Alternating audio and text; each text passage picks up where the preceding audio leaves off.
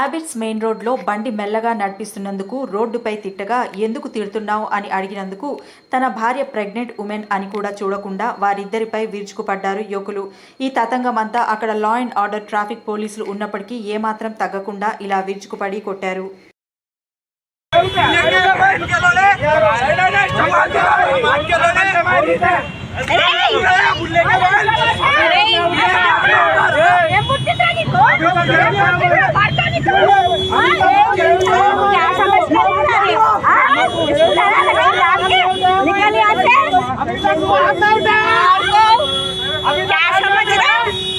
अभी तक आज नहीं उठा भाई, तुम मारा मेरा घूम, मैं अभी तक नहीं उठा, अभी तक नहीं उठा रे, चलो